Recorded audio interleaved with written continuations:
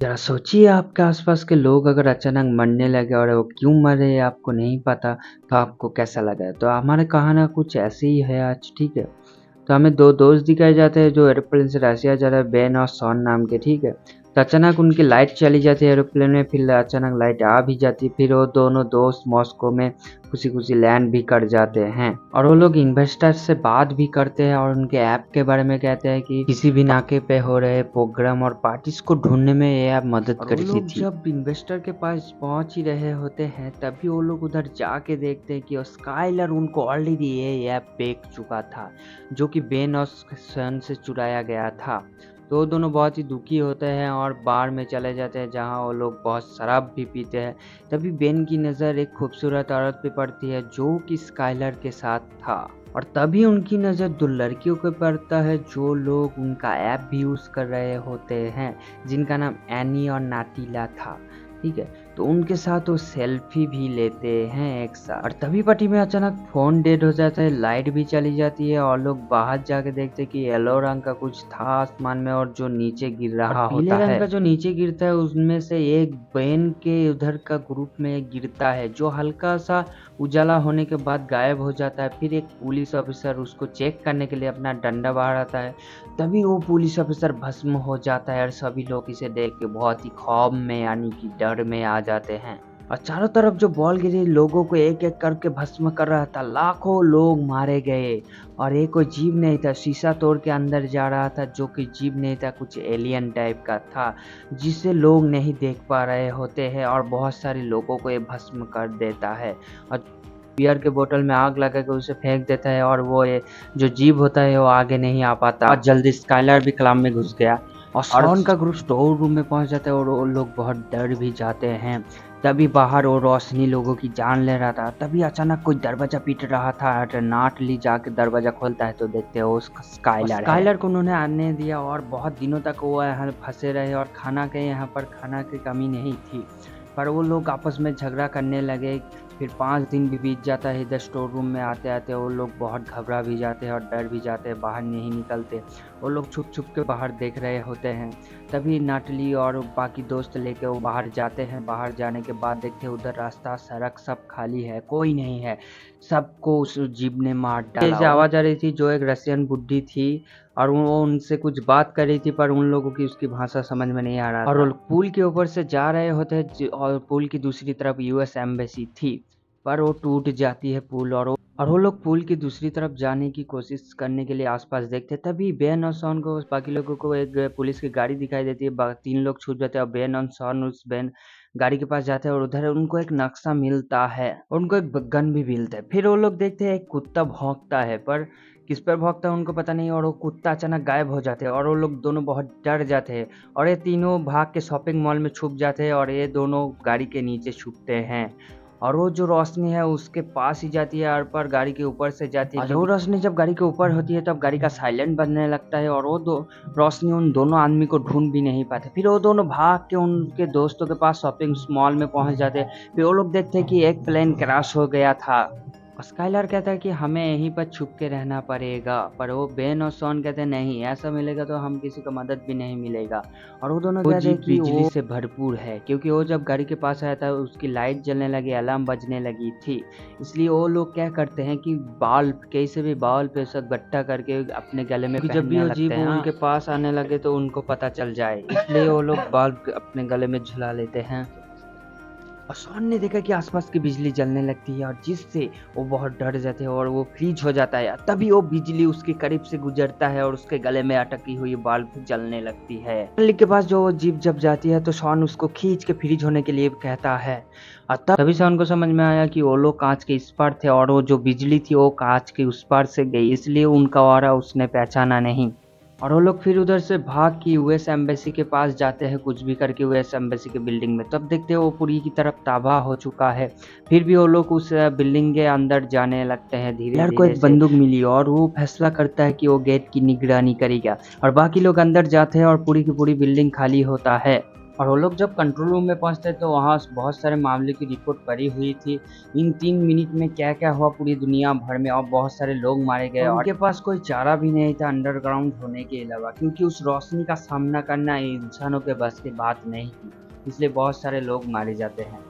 फिर शॉन की नज़र एक रेडियो पे पड़ता है जो पिंजरे में बंद होता है। वो उसे जब ऑन करता है तो रसियन भाषा में कुछ बोलता है और उन लोगों को रसियन भाषा समझ में नहीं आता। और वो लोग जब बाहर झांक के देखते हैं तो देखते हो पीली रोशनी आज चारों तरफ कब्जा कर रही होती है। तब वो लोग देखते हैं कि स्काइलर बाहर घूम रहा होता है और वो लोग नीचे जाने का फैसला करते हैं। यहाँ से मैप और रेडियो उठा के ले जाते हैं। फिर वो लोग स्काइलर को दूर से समझने की कोशिश करते हैं। तब तक देर हो चुकी थी कि उसे स्काइलर के पास वो रोशनी पहुंच गई थी, क्योंकि गाड़ी की लाइट जलने लगी थी। स्काइलर उस पर गोली चलाते पर उसका कोई फायदा नहीं होता, स्काइलर मारा जाता है। फिर बेन और शॉन यहाँ से छुप के निकलते हैं। दूर देखते हैं एक रोशनी जल रही होती है बिल्डिंग में, और वो लोग छुप छुप के उधर पहुंचने की कोशिश करते हैं। तभी बीका नाम की एक औरत उनके ऊपर बंदूक तान देती है और वो लोग उसे समझाते हैं कि हम रोशनी से बच के इधर आए हैं। तो फिर वो उसे अंदर बुलाती है और उनसे कहती है कि एक कमरा चारों तरफ से मेटल से घिरी है जिससे वो रोशनी इधर अंदर नहीं आ सकती। इस कमरे का मालिक सर्गे था, जिसने इस रूम को ऐसे तैयार किया जिससे इस यहाँ बिजली पहुंच ही नहीं सकती और वो जीव किसी को मार नहीं सकती। ये लोग सेफ्टी है। फिर बीका को शॉन ने उस रेडियो मैसेज को सुनाया जो रशियन भाषा में, बीका को रशियन भाषा समझ में आती है। कहती कि मॉस्को के इस नदी के पास एक सबमरीन है जो बचे हुए लोगों को सेफ्टी जगह पे ले जा रही होती है। और सर्गे कहते हैं कि वो सबमरीन मेरे ही तरह, मेरे डिजाइन किए हुए घर की तरह ही डिजाइन हुआ है जिससे वो बिजली उधर पहुंच नहीं सकती। और सब लोग मिलकर फैसला लेते हैं सबमरीन के पास जाने के लिए, और लेडीज लोग जाके गोडाउन में खाना खोजने लगते हैं। और सर्गे अपना बंदूक, माइक्रोवेव बंदूक दिखाने लगता है शॉन और बेन को, जो उस जीप को चारों तरफ से घेर लेता है और उसका बिजली इधर उधर आर पार नहीं हो सकता। और वो जीप इन 3 लड़कियों को देख लेता है और बिल्डिंग में अंदर आने लगता है। और वो 3 लड़कियां उनको देख के भाग के अपना गेट दरवाजा बंद करती है, पर दरवाजा खुला रह जाता है। फिर वो जीप अंदर आ जाता है। शॉन अपना माइक्रोवेव बंदूक निकालता है, फिर उनको उस माइक्रोवेव बंदूक से फ्रीज कर देता है। फिर उन लोगों को उसका चेहरा दिखाई देता है और उनको पता चलता है कोई बिजली नहीं बल्कि एक एलियन है जो इसलिए आए हैं कि दुनिया से इंसानों को मिटा सके। बदकिस्मती से उस गन का असर ज्यादा देर नहीं रहा और फिर से वो एलियन गायब हो गया। फिर सार्गेव को उसने भस्म कर डाला। शॉन और बेन वहां से खुफिया रास्ते से भाग निकलते हैं और नाटली ने धमाके के लिए डीजल का बॉक्स था उसे फोड़ डाला, पर एनी वहां से भाग नहीं निकल पाती और वो एलियन उसे भस्म कर देता है। फिर रीका नीचे आ जाती है और बाकी साथियों के साथ भागने लगती है और उनके सामने रशियन आर्मी होती है जो कि पूरे के पूरे मेटल से भरी हुई थी जिससे वो जीव उनका कुछ नहीं बिगाड़ पाती। फिर आसपास की लाइट जलने लगती है और उनको पता चल जाता है कि वो जीव आ जाती है और वो लोग गोलियों और अग्नियों हथियार से फायर करने लगते हैं जिससे वो कामयाब होते हैं और एलियन को उधर से भगा देते हैं। फिर वो ऑफिसर्स कहते हैं कि हम उनको भगा तो सकते हैं पर मार नहीं सकते।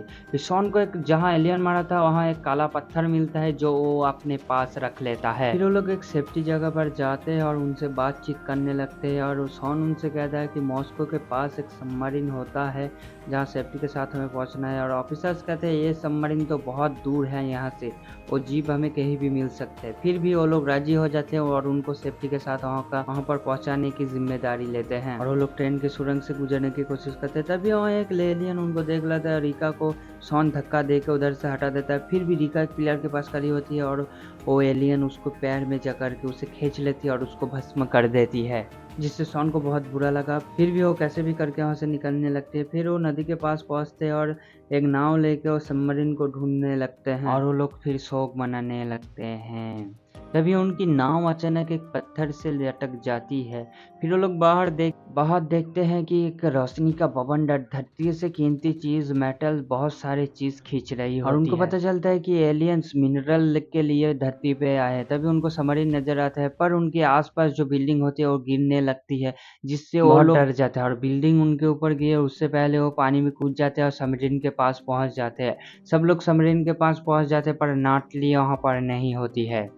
शॉन जैसे-तैसे करके सबमरीन के कैप्टन को समझा लेते हैं और थोड़ी देर रुकने के लिए बोलता है और सब लोग जा और शॉन पुलिस वालों के साथ नैटली को ढूंढने निकल पड़ा और सब लोग रेलवे प्लेटफॉर्म के पास अपने-अपने फ़ोन फेंक देते हैं जिससे वो जीप जब पास आएगा तो उनको पता चल जाए और उन लोगों की फ़ोन की घंटी बजने लगती है और शॉन का पैर अचानक पटरी पर फंस जाता है और वो गिर जाता है। फिर वो माइक्रोवेव से एलियन को शूट कर देता है जिससे बाकी लोग उस एलियन पर गोली चलाते हैं और वो लोग उनसे मारने में कामयाब होते हैं।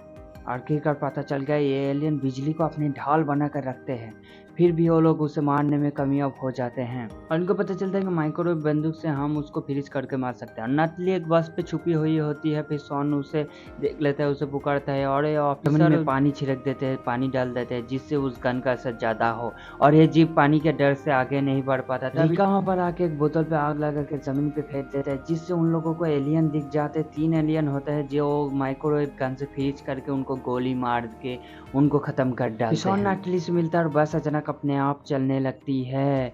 फिर शॉन को पता चलता है उधर एक एलियन होता है। शॉन उसको फ्रीज करने की कोशिश करता है तभी वो एलियन नटली के पैर खींचने लगता है और शॉन उसको फ्रीज करने लगता है, फिर उसको फ्रीज कर देता है।